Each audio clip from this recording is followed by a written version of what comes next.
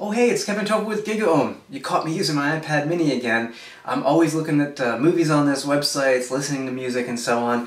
But I actually have been creating some content on this, not major blog posts per se, but long emails and things like that. And the on-screen keyboard, hey, it works fine, don't get me wrong, but I actually prefer a Bluetooth keyboard. I used to use this one that's not even made anymore. I would take this everywhere with me with small devices, unfold it, I've got a full-size keyboard. It'd be great to run all day on a battery. But a lot of third-party makers are coming out with keyboard cases, so I decided to look at two of them for the iPad mini, namely the Zagg Mini 7 and Zagg Mini 9. Now these two keyboard cases are pretty much identical, except in terms of size. They're the same price at $89.99, yet I'm finding myself using one of these more than the other, probably based on the kind of user I am with the iPad mini. So let me show you both keyboards and then explain which I prefer and talk about which one might be better for you. Okay, let's take a look at the features of these two. I'll get my iPad mini out of the way for a second. We'll start off with the 7-inch case. It's a synthetic leather-like material, both of them are. And it's a little thick. When you put your iPad in there, you're certainly gaining some thickness, and you're also gaining some weight. I would say weight-wise, it's probably at least as heavy as the iPad mini, so you're going to be doubling your weight if you go with the 7-inch case.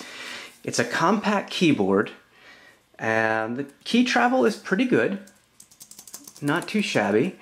It's certainly not full size. I mean, there's my hand. I mean, I'm covering the ASDF keys, and there's little room for my fingers. So, let me put this down for a second. You can see I'm going to be pretty cramped here. But that's what if you want portability, that's what you're going to go for. You also have a top row of keys dedicated for the iPad and iOS. So you've got the home button, hardware home button, search, a button to turn off the software keyboard, cut and copy, or copy and paste rather. You've got some music controls, loudness, and you can lock. Here you can turn on with a button your Bluetooth, and there's the power right there. There's some function keys. You can see we've got a blue function key here. You'll notice that because this keyboard is so small, the quote, double quote, the slash, the question mark, plus and minus, these keys, you actually have to hit the function key and that key. So they couldn't quite fit them all in there. That's one difference from the bigger one. I'll show you that in a minute. I'll close this up for a second. You can see there are holes cut out for your camera, for your power button volume control, also for your speakers and for your lightning connector. Here you also have micro USB. That's how you charge the device. And that's really about it, other than the headphone jack, a spot for that microphone port, and power button. I said power button before. I meant mute over here. So let me put the iPad in here. You're going to see that it fits really snug. You got to push it down into these plastic grooves, and there it is. I should also note, I'm going to close it up for a second, that on the back of this there's a flip out little kickstand attached by a ribbon, so you get a little bit of an angle. You can just pop that there. I don't think I have this one paired right now, so I'm not even going to turn it on, but that's how it looks. The iPad fits flush in the case. You can see it's just underneath. There's a little lip here, so it's held in very securely. It's certainly not coming out. You can shake it. In fact, getting it out is actually kind of challenging. That's good and bad, I guess. You don't want it falling out, but if you want to take it out, it can be a bit of a challenge. So I'm not typing as fast on this compact keyboard, although I have to say, if you're looking for the ultimate portability keyboard, this is probably the better of the two. Now let me see if I can get it out of there. I should also note that there's no magnets on either of these two cases, even though the box on both of them, grab it, says, where is it? Secure. A magnetic closure keeps the Mini 7 safe and secure. The same feature is on the box for the 9, but neither one of them has that. So it's not a smart cover by any means. You're going to have to turn your iPad on and off. So, all right, that was the 7. It works out to about 0.88 inches thick, I should mention, as does the 9, the same thickness. The exact same cutouts. Actually, I take that back. There is no cutout down at the bottom for the speakers. And there is cutouts here for your buttons on the side, your camera, not your power button. And I'll explain why that is in a second. Here you can get to your USB charger and so on. It has the same keyboard kickstand, like so you can prop it up. It's pretty stable, and then when I open it, you'll see the difference, and I'll show you the difference in a second. This is more of a, I wouldn't call it a full-size keyboard, but it's fuller size. Remember on the last one, we had special function keys for some of these, but here we do have those keys. Plus and minus is dedicated and so on. There's no function to hit any other keys for secondary bits.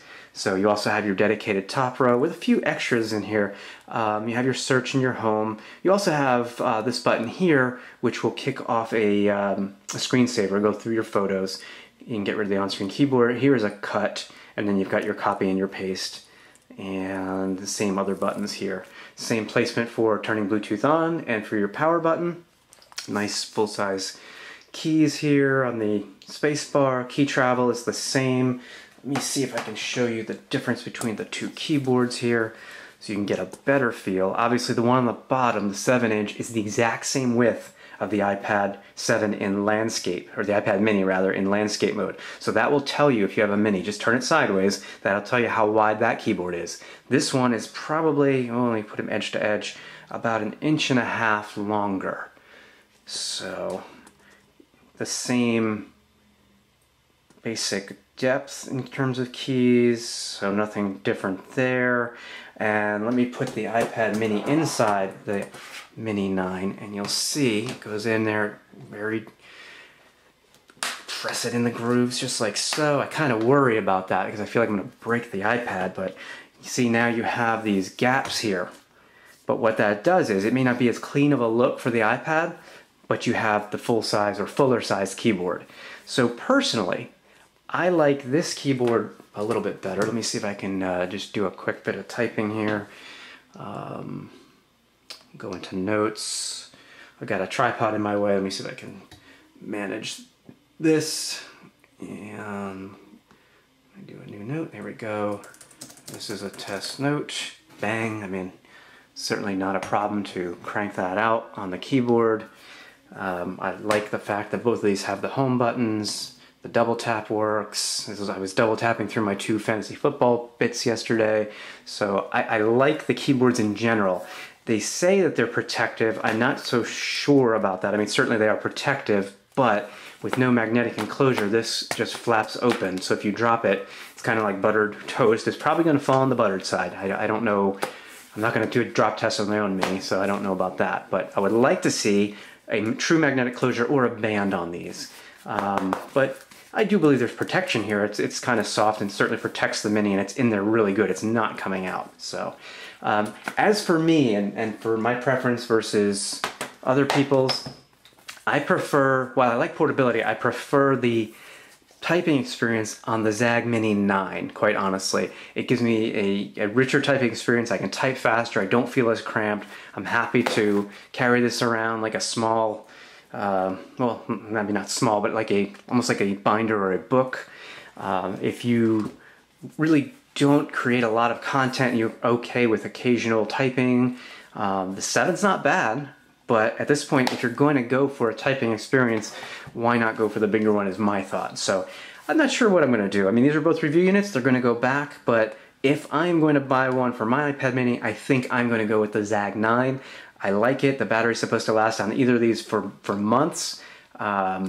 I just like the bigger keyboard. It's not too big. It's just still a very portable package here, but I prefer this over the smaller 7. So to each his or her own, depends on which kind of user you are and how much typing you do on your iPad mini. But for now, that is the Zagg Mini 7 and Zagg Mini 9 keyboards for iPad mini.